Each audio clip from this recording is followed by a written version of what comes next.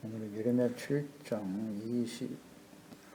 29절에서 34절까지 말씀 묵상하겠습니다. 7장 29절에서 34절까지 말씀 읽겠습니다. 너희 머리 털을 베어버리고 벗은 산 위에서 통곡할지어다. 여호와께서 그 노하신 바 이 세대를 끊어버리셨음이라. 여호와께서 말씀하시되 유다 자손이 너희 눈앞에 악을 행하여 내 이름으로 일컬음을 받는 집에 그들의 가증한 것을 두어 집을 더럽혔으며 흰놈의 아들 골짜기에 도배 사당을 건축하고 그들의 자녀들을 불에 살랐나니 내가 명령하지 아니하였고 내 마음에 생각하지도 아니한 일이니라. 그러므로 여호와께서 말씀하시니라. 날이 이르면 이것을 도벳이라 하거나 흰놈의 아들의 골짜기라 말하지 아니하고 죽임의 골짜기라 말하리니 이는 도벳의 자리가 없을 만큼 매장했기 때문이니라. 이 백성의 시체가 공중의 새와 땅의 짐승의 밥이 될 것이나 그것을 쫓을 자가 없을 것이라. 그때에 내가 유다 성읍들과 예루살렘 거리에 기뻐하는 소리, 즐거워하는 소리, 신랑의 소리, 신부의 소리가 끊어지게 하리니 땅이 황폐하리라. 아멘. 하나님 앞에서 통곡하며 회개하라. 선지자 예레미야를 세우시고 하나님의 말씀을 전하게 하셨지만 하나님께 등을 돌리고 돌이키지 않는 완악한 유다 백성들은 선지자 예레미야 말을 듣지도 않고 불러도 그들은 대답하지 않을 것이다 라고 말씀하셨죠. 순종하지도 않을 것이다. 그러니 낙심하지 말고 사역을 잘 감당하라는 말씀, 의미로 말씀하신 것이고, 또 그들은 이미 심판이 작정됐다. 심판이 작정된 백성들이지만 하나님께서는 선지자 예레미야를 보내셔서 마지막 기회를 주고 계신 것입니다. 과거에 하나님께서 말씀하신 그 말씀과 역사들을 통해서 교훈을 얻지 못하는 백성들이고, 그들은 진실이 없다. 진실. 진리의 말씀에 근거하여 인생을 살아야 하는데 하나님의 말씀을 떠나버리고 하나님께 등을 돌리니까 어둠과 거짓으로 가득한 죄악된 삶을 살아갈 수밖에 없고 하나님과의 관계가 단절되어진 상태에서 살아가니 사사로운 인간의 욕망에 이끌려 살아갈 수밖에 없죠. 결과는 하나님의 진노로 나타날 것이다. 그러므로 29절에 머리털을 베고 벗은 산에서 통곡할지어다 라고 말씀하고 계시네요. 머리털을 베어버려라. 이것은 슬픔, 통곡, 회개, 그런 의미를 가지고 있죠. 머리털을 베고 극한 슬픔과 죄에 대한 애통의 모습이에요. 에스라서 9장 2절로 3절에 보면 이스라엘 백성들이 이제 예루살렘이 회복되어 돌아왔습니다. 성전을 재건하고 이제 하나님 앞에 바르게 주님을 섬기겠다고 70년 연단의 세월을 지나고 돌아왔는데 그들이 이방인들과 딸을 맞이하여 아내와 며느리로 삼고 거룩한 자손이 그 지방 사람들과 서로 섞이게 하는데 방백들과 고관들이 이 죄에 더욱 으뜸이 되었다는지라. 이 일을 내가 듣고 속옷과 겉옷을 찢고 머리털과 수염을 뜯으며 기가 막혀 앉았다 그랬어요. 연단의 시간을 지나고 하나님께서 예루살렘을 회복시켜 주셨는데 또다시 이방인들과 섞이고 악을 행하는 하나님의 백성들을 보면서 하나님의 백성들의 범죄에 대해서 애통하고 슬퍼하며 회개하는 모습이죠. 옷을 찢고 머리털을 수염을 뜯었다. 베어버렸다는 것. 극한 슬픔과 회개를 의미하는 모습이죠. 하나님께서는 이렇게 통회하는 자, 자신의 죄 때문에 슬퍼하고 통곡하며 안타까워 회개하는 자를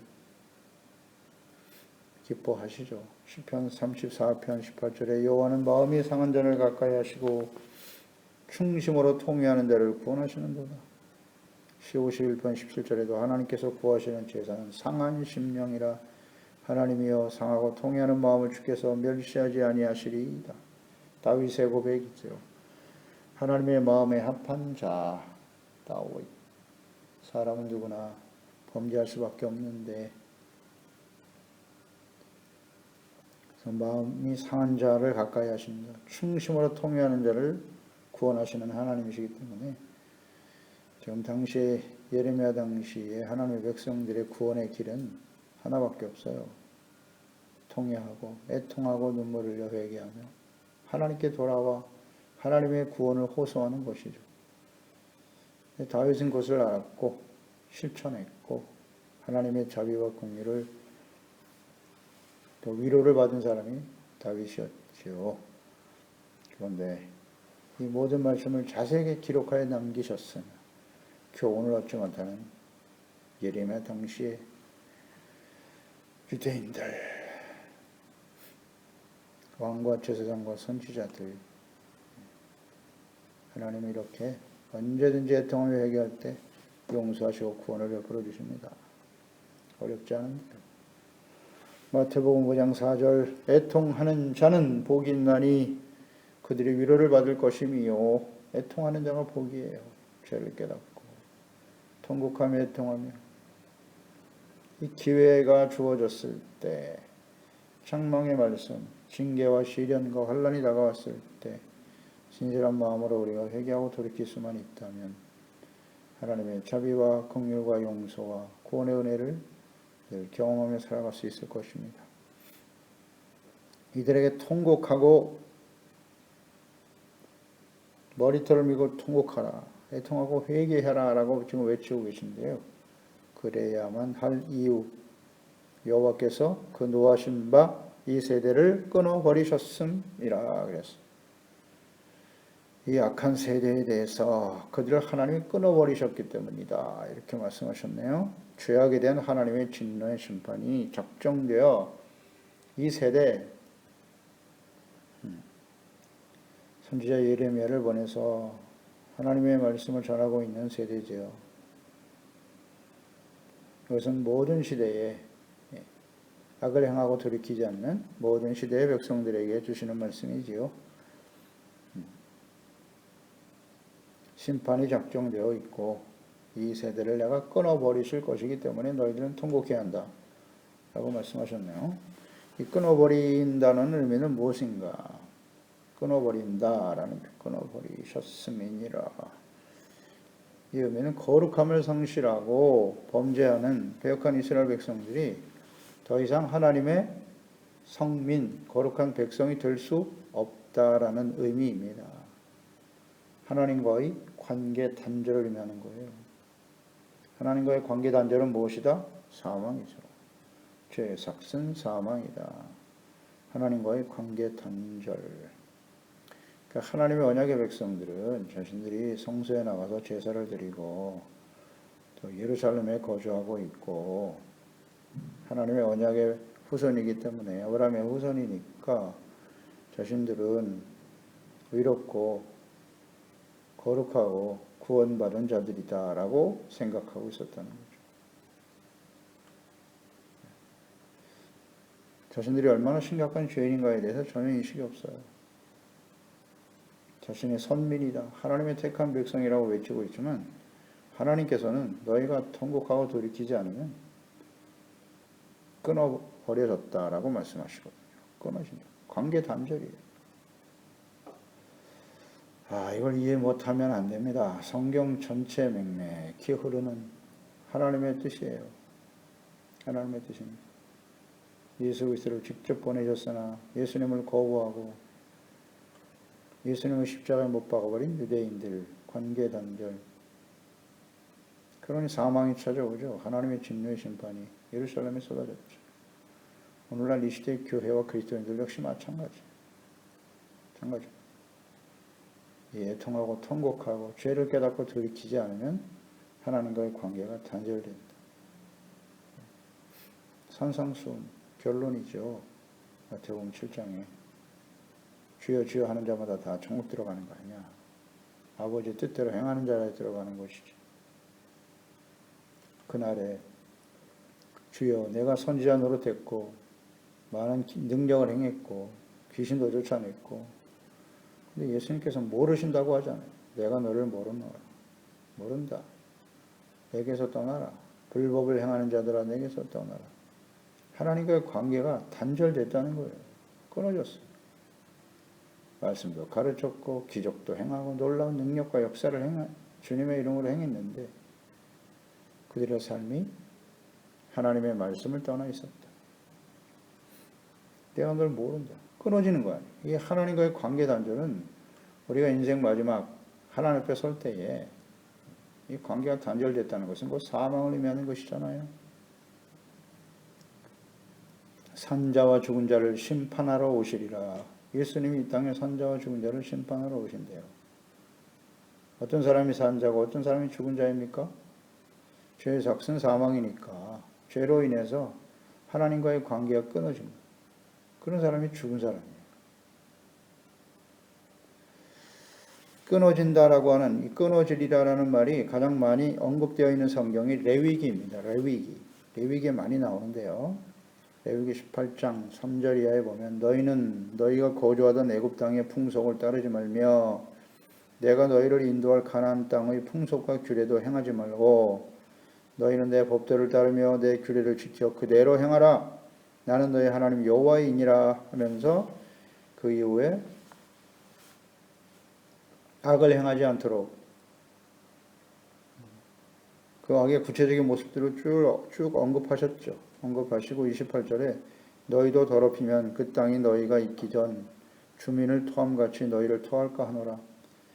가나안 족속들이 하나님 앞에서 너무나 심각한 범죄를 하였기 때문에 그 땅에서 쫓겨나는 것이라는 거예요. 그러므로 너희는 내 명령을 지키고 너희가 들어가기 전에 행하던 가증한 풍속을 하나라도 따름으로 스스로 더럽히지 말라. 나는 너희 하나님 여호와이니라. 이 말씀을 하셨어요. 그러면 가나안 땅에 들어가서 하나님께서 내가 너희를 끊어버릴 것이다 라고 강조하고 계시죠. 그 29절에 이 가증한 모든 일을 행하는 자는 그 백성 중에서 끊어지리라. 레위기 18장 29절. 그렇기 때문에 내 명령을 지켜야 된다고. 가증한 모든 일을 행하는 자는 백성 중에서 끊어진다. 이게 가나안 족속들의 그 가증한 행위, 부정한 악행을 본받고 따르면 너희들이 아무리 가나안 땅에 약속의 땅에 거주하고 있다고 할지라도 끊어질 것이다. 계속 강조하십니다. 레위기의 핵심 주제는 가르침은 거룩이죠. 거룩과 성결입니다. 어떻게? 제사를 통해서 율법의 말씀을 듣고 죄를 깨닫고 성소에 나와서 제사와 예배를 통해서 죄사함 받고 속죄받고 의롭다함을 얻고 하나님과 회복되어 거룩하고 의로운 하나님의 자녀와 백성으로 살아가라. 이게 레위기잖아요. 근데 이것을 깨닫지 못하고 이렇게 스스로 더럽히고 끊임없이 악을 행하면 끊어진다. 관계 단절. 끊어진다는 말은 매우 두려운 것입니다. 두려운 거예요. 하나님과의 관계 단절. 더 이상 너는 나의 거룩한 백성이 아니야. 내가 너를 더 이상 자녀로 인정할 수 없어. 그런 뜻이잖아요. 두려운 일입니다. 나의 눈앞에 악을 행하여 내 이름으로 일컬음을 받는 집에 그들의 가증한 것을 두어 집을 더럽혔다. 이스라엘 백성들이 통곡하고 애통해야 될, 회개해야 될 이유.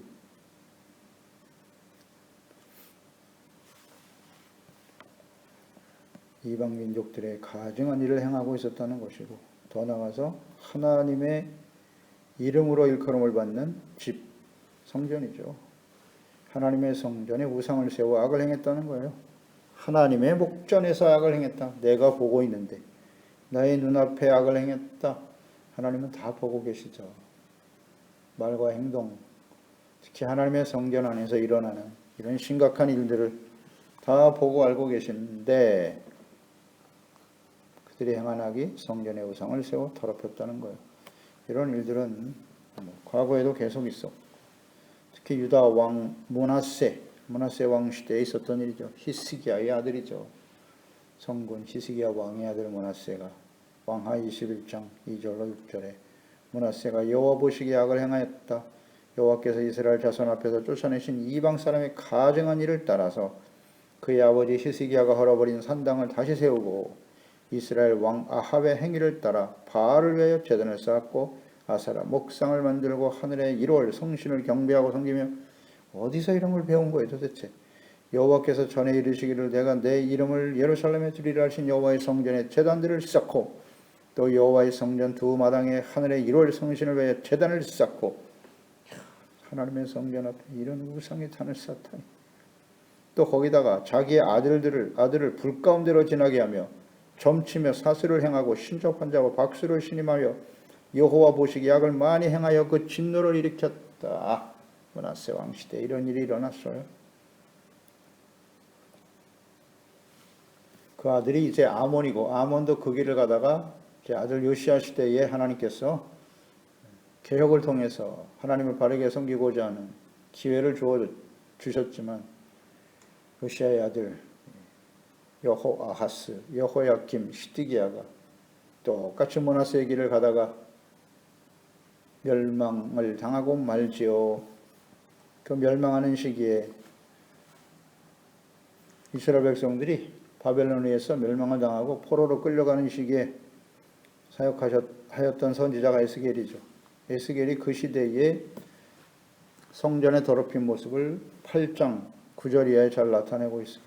또 내게 이르시되 들어가서 그들이 거기에게 행하는 가증하고 악한 일을 보라 하시기로 선지자 에스겔에게 보여주시는 거예요. 내가 들어가 보니 각양 곤충과 가증한 짐승과 이스라엘 족속의 모든 우상을 그 사방벽에 그렸고 하나님의 성전 벽에 이런 걸 그리고 있었다는 거예요. 그가 또 나를 데리고 여호와의 성전 안뜰에 들어가시니라. 보라 여호와의 성전 문 곧 현관 제단 사이에 약 25명 여호와의 성전을 등지고 낯을 동쪽으로 향하여 동쪽 태양에게 예배하더라. 태양을 신으로 섬기고 있어요. 하나님의 성전 안에서. 또 내게 이르시되 인자야 내가 보았느냐? 유다 족속이 여기에서 행한 가증한 일을 적다 하겠느냐? 그들이 그 땅을 복행으로 채우고 또다시 내 노여움을 일으키며 심지어 나뭇가지를 그 코에 두었느니라. 그러므로 나도 분노로 갚아 불쌍히 여기지 아니하며 긍휼을 베풀지 아니하리니 그들이 큰 소리로 내게 부르짖을지라도 내가 듣지 아니하리라. 에스겔 시대 바벨론 여기에서 멸망을 당하는 시기에 예루살렘 성전이 이렇게 더럽혀져 있었다는 거예요. 요시야 왕 시대에 성전을 성결하게 하고 율법을 선포하고 가르치고 바르게 섬기고자 얼마나 했었습니까?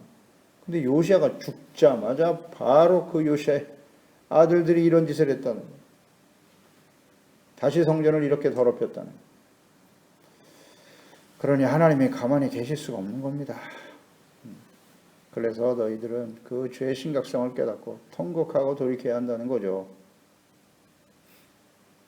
예수님 당시에도 하나님의 성전을 더럽혔죠. 예수님이 진노하셨죠. 과거로부터 교훈을 얻지 못하는 약한 백성들은 예수님의 그 분노하심이 이해가 됩니다. 하나님이 진노죠. 그 성전을 더럽히면 어떻게 됩니까? 예수 그리스도를 십자가에 못 박고 버리고 하나님을 거부하고 돌이키지 못함으로써 결국 로마에 의해서 멸망을 당한 거죠. 황폐하게 되는 겁니다. 요한계시록 마지막 심판, 예수 그리스도의 재림과 심판이 준비되어 있잖아요. 지금 임박한 시대에 살고 있는데 왜 이런 심판이 임할까요? 교회의 우상이 가득한 거죠. 성경을 통해서 깨달아야죠. 교회와 그리스도인들이 하나님을 경외하고 섬겨야 될 하나님의 백성들, 예레미야 당시에도 그랬고 예수님 당시에 하나님의 백성들과 같이 마음이 완고하고 완악하여 하나님의 말씀을 듣고 죄를 깨닫고 통곡하고 돌이키지 아니하고 돌이킬 수 없죠. 그렇기 때문에 하나님의 진노 앞에 서게 되는 거예요. 교회 안에 우상이 가득하더라. 우상이 뭐라고요? 탐심이 우상이라 하셨잖아요. 교만이 우상이 자기 자신이 심각한 우상이죠. 하나님 말씀보다도 인간의 지혜와 지식 이것을 앞세우고 자신의 생각이 옳다고 여기고, 이게 다 우상이죠. 자기를 위하여, 자신의 유익과 욕망을 위하여 살아가는 신앙생활 모습은 있죠. 신앙의 행위, 그게 다 우상이죠. 가득하죠. 그러니까 이것을 빨리 하나님 앞에서 주어진 이 기회 동안에 돌이키지 못하면 하나님의 진 앞에 서게 되겠죠. 31절에 흰놈의 아들 골짜기에 도벳 사당을 건축했다. 우상의 사당을 건축하고요. 그들의 자녀들을 불에 살랐다 그랬어요. 내가 명령하지 아니하였고 내 마음에 생각지도 아니한 일을 하더라는 거예요. 어이없는 일을 행하고 있는 거예요. 흰놈의 골짜기, 모압의 몰렉신에게 행했던 악이죠. 그 이방인들의 풍속인데 자녀들을 불사르게 제물로 드렸단 말이에요. 이런 일이 실제로 하나님의 백성들, 유다 백성들에게서 일어났다는 거예요. 심각하죠 이거. 하나님이 이것을 이미 경고하셨어요. 레위기 18장 21절에 너는 결단코 자녀를 몰렉에게 주어 불로 통과하게 함으로 내 하나님의 이름을 욕되게 하지 말라. 나는 여호와니라. 가나안 족속들이 그런 일을 행하고 있었다. 근데 이스라엘 백성들이 가나안 땅에 들어가면 이와 같은 일을 또 본받고 따를 것을 아시고 미리 경계하신 말씀이죠. 그런데 하나님께서 우리하고 금하신 일들이 가나안 땅에 들어가서 여호수아가 죽고 나니까 여호수아 시대도 이미 이런 일이 벌어졌고요. 그래서 그들을 다 멸절시키라고 말씀하셨던 거예요. 가나안 땅에 들어가서 가나안 족속들, 너의 아들과 너의 자손들이 그들의 풍속을 따를 것을 주님께서 우려하셨던 것이죠. 우려가 현실이 되고 말았지만 신명기 12장 30절 31절에 너는 스스로 삼가 내 앞에서 멸망한 그들의 자취를 밟아, 가나안 족속들이죠. 멸망당한 그들의 자취를 밟아 올무에 걸리지 말라. 또 그들의 신을 탐구하여 이르기를 이 민족들은 그 신들을 어떻게 섬겼는고 나도 그와 같이 하겠다 하지 말라. 그렇게 될 것을 알고 계시는 거죠. 하나님께서. 하나님과 하나님의 말씀을 탐구해야지 왜 우상들을 탐구하고 있니? 그렇게 하지 말라는 거야. 내 하나님 여호와께서 내가 그와 같이 행하지 못할 것이라. 그들은 여호와께서 꺼리시며 가증히 여기시는 일을 그들의 신들에게 행하여 심지어 자기들의 자녀를 불살라 그들의 신들에게 드렸느니라. 이런 일까지도 한다. 하나님이 없는 이방인들은. 그러니 그들을 탐구하지 말라고. 하나님과 하나님의 말씀을 깊이 묵상하고 말씀을 따를 생각을 하지 아니하고 세상에 하나님이 없는 사람들이 훨씬 더 잘 살거든요. 성공하고 출세하고 부와 권력의 중심에 있으니 나도 어떻게 하면 그와 같이 될까? 얼마나 열심히 탐구하는지. 하나님의 말씀에 귀를 기울이지 아니하고 말이에요. 그러니까 불의와 부정한 방법으로라도 많은 것을 소유하고 권력을 누리며 살아가려고 하는 이런 하나님의 자녀 백성들이 이와 같은 모습을 보이고 있다는 거죠. 교훈을 얻지 못하는 유다 백성들은 결국 하나님의 명령을 어기고 자녀들을 제물로 드리는 일까지 하고 말았어요. 오늘도 우리의 몸을 하나님의 거룩한 산 제물로 드리라고 하셨는데요. 의와 거룩함을 행하는 일에 우리가 하나님 앞에 온전히 헌신된 모습을 보여줘야 하는데 자녀들을 제물로 드렸다는 거잖아요. 원래. 왜 제물로 드리는 거예요? 자신의 복을 받기 위해서. 그렇죠? 그러니까 자식을 제물로 드리고서라도 내가 복을 받아야 되겠다는 거예요. 이것이 오늘날 세속적인 모습 아니겠어요? 자녀들을 바르고 의롭고 이 시대에 필요한 바른 사람으로 키우는 일에는 별로 관심이 없고 어떻게 해서 이 자녀들을 성공시키고 출세시켜서 내가 복을 받으려고 하는 그것이 죄악된 길이라도 상관없다는 거죠. 불의와 죄악된 길도 상관없다. 수단 방법을 가리지 아니하고 출세하고 성공하고 부를 얻으면 되는 거야. 이것이 자식을 몰렉에게 드리는 것과 같지 않아요? 그런데 세상 하나님 없는 세상은 어쩔 수 없어요. 그런데 그리스도인들조차도 하나님의 자녀들, 그리스도인들, 자녀 백성들도 역시 자신의 유익과 출세와 복을 누리기 위해서 자녀들을 불의와 죄악 가운데 내어 던지더라. 이게 몰렉 신에게 제물로 드리는 것과 뭐가 달라요? 우리의 몸을 하나님이 기뻐하시는 거룩한 산 제물로 드리라고 하셨는데 불의하고 악한 일에 내어 던져버린다. 악을 행하는데도 그냥 방기하고 뭐가 다르죠? 하나님의 자녀와 그리스도인들이 이와 같은 일을 하고 있단 말이에요. 지금 행하고 있어요. 그러니 하나님의 진노가 임하지 아니하시겠느냐? 하나님 아시겠죠. 다 눈에 보이는데요. 이에 대한 하나님의 보응은 어떠합니까? 하나님의 공의의 실현. 하나님은 행한 대로 갚아주시는 분이다. 32절, 34절까지 말씀이죠. 그러므로 이런 악을 행하고 돌이키지 않으니까 통곡해야 될 이 기회를 놓쳐버리게 되면 그날이 이르면 그랬어요. 이것을 도벳이라 하거나 흰놈의 골짜기라 말하지 않고 죽임의 골짜기라 말할 것이다. 죽임의 골짜기가 될 것이라는 거예요. 도벳, 흰놈의 골짜기, 예루살렘 주변에 있는 계곡인데요. 유다 백성들이 거기서 우상 숭배했습니다. 그리고 자녀들을 제물로 드리면서 악을 행하고 있었는데 그날에 주님께서 진노의 심판으로 바벨론을 원해 심판하실 때겠죠. 흰놈의 골짜기가 아니라 죽임의 골짜기가 될 것이다. 바벨론을 위해서 죽은 자들이 그곳에 가득하게 하실 것이란 뜻이에요. 백성의 시체가 도벳의 자리가 없을 만큼 매장하게 될 것이다. 시체로 가득하게 될 것이고 33절에는 이 백성의 시체가 공중의 새와 땅의 짐승의 밥이 된다 라고 말씀하셨네요. 현실이 됐죠. 이 말씀대로. 하나님과의 관계 단절이 사망으로 이어지는 겁니다. 죄의 삭슨 사망이에요. 하나님의 진노 앞에 서게 되는 거예요. 그래서 그것에 가득하게 될 것이다. 자식을 죽여가면서라도 나는 복을 받아야 되겠다는. 하나님이 그걸 가만두실 리가 있나요? 그런 악행을 반드시 하나님의 공의로 나타나신다. 현실로 이루어졌지 않습니까? 시드기야 왕 시대에 이루어졌고요. 예수님 당시에도 일어났고요. 역사 속에 계속 진행되었고요. 하나님을 떠나버리고 악을 행한 하나님의 자녀, 교회와 그리스도인들이 어떻게 박해를 당하고 역사 속에 죽어갔는가. 오늘 시대도 마찬가지입니다. 하나님의 뜻을 잘 이해해야 합니다. 통곡하고 애통하라. 기쁨의 소리, 즐거운 소리가 다 끊어질 거라고. 신랑 신부의 소리가 끊어지게 되고 황폐하게 될 것이다. 일상의 즐거움과 기쁨의 소리가 완전히 사라지고 말더라. 이것이 하나님의 날, 진노의 심판에 일어날 일이죠. 지금 우리가 당하고 있는 코로나19의 사태.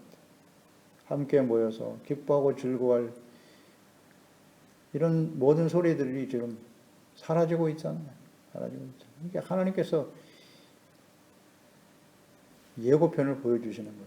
장차 일어날 일, 요한계시록에 작정된 그 심판은 어마어마합니다. 얼마나 크고 두려운지요. 이것은 지금 하나님께서 우리에게 잠시 보여주시는 거예요. 예고편으로.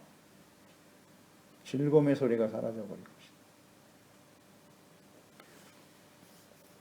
기회를 주시는 겁니다. 교회와 그리스도인들, 하나님의 자녀 백성들이 하나님께 돌아오도록 통곡하라는 거예요. 이 시대에 우리가 해야 할 일은 뭔가? 이런 걸 잘 생각해야죠. 만약 그렇지 않으면 일상의 즐거움과 기쁨은 완전히 사라지게 될 것이다. 그렇게 말씀하고 계시네요. 그래서 예수께서 하신 말씀처럼 애통하는 자가 복이 있는 겁니다. 자신들의 죄를 인정하고 깨닫고 통곡하고 통회할 수 있는, 회개하고 돌이킬 수 있는, 이것이 온전한 예배잖아요. 온전한 예배 회복이 필요하다. 야고보서 4장 6절로 10절 말씀이죠. 그러나 더욱 큰 은혜를 주시나니 그러므로 일렀을 때 하나님이 교만한 자를 물리치시고 겸손한 자에게 은혜를 주신다 하였느니라. 그런즉 너희는 하나님께 복종할지어다. 마귀를 대적하라. 그리하면 너희를 피하리라. 하나님을 가까이 하라. 그리하면 너희를 가까이 하시리라. 죄인들아 손을 깨끗이 하라. 두 마음을 품은 자들아 마음을 성결하게 하라. 슬퍼하며 애통하며 울지어다. 너희 웃음을 애통으로 너희의 즐거움을 근심으로 바꿀지어다. 주 앞에서 낮추라. 그리하면 주께서 너를 높이시리라. 아멘. 기도하겠습니다. 하나님 아버지, 오늘도 이 시간 주의 말씀을 통해서 왜 하나님의 언약의 백성들, 하나님이 사랑하시는 주의 백성 이스라엘 유다가 이렇게 이방인들에게 의해서 멸망을 당할 수밖에 없는가. 그들은 끊임없이 선제를 보내서 죄를 깨닫고 돌이키라고 외치고 계셨지만 듣지 않았습니다. 자신들이 얼마나 심각한 죄인인가 하는 것을 깨닫지 못하고 있습니다. 그래서 하나님은 마지막으로 예레미야 선지자를 보내서 너희들을 지금 통곡하고 하나님 앞에 회개하며 돌이켜야 한다고 외치고 계십니다. 그래야 될 이유는 그들의 죄가 너무나 심각하기 때문입니다. 하나님 앞에서 하나님의 성전에서 악을 행하고 우상을 섬기고 하나님께 돌이키지 않는 백성들. 이제 하나님께서 그들을 끊어버릴 것이라 약속하셨어요. 하나님과의 관계 단절입니다. 그것은 심판의 필연성이죠. 심판을 작정하셨다는 것이요. 이런 악행에서 돌이키지 못하면 사망이 찾아올 수밖에 없을 것이라고 경고하고 계십니다. 그러므로 이 하나님의 말씀을 듣고 돌이키지 못했던 이스라엘 백성들과 같이 되지 말고 교훈을 얻고 이 마지막 예수님의 재림과 환난의 시대를 살아가는 저희들은 우리 모든 지역 가족들 하나님 앞에서 겸손하게 하세요. 겸손은 자신의 죄를 깨닫고 애통하고 돌이키는 것이 겸손이지요. 그래서 하나님의 자비와 긍휼로 은혜받고 용서받고 회복되어지는 저희들이 되기를 원합니다. 하나님 앞에 경건의 삶을 지켜갈 수 있도록 도와주세요. 형식적인 경건의 모양만을 추구하는 자들이 아니라 경건의 능력, 의와 거룩함을 회복하고 성결하고 온전히 헌신된 하나님의 자녀들이 될 수 있도록 도와주세요. 주여, 무엇보다도 우리 소중한 자녀들이 우상의 제물이 되면 안 되잖아요. 죄악 가운데 살아가는 것을 방기하는 저희들이 되지 말고 우리 자녀들이 하나님과 하나님의 말씀에 순종하고 겸손히 하나님을 경외하고 섬겨 하나님의 구원의 언약을 계승할 수 있는 복을 내려 주시옵소서. 예수님의 이름으로 기도드립니다. 아멘.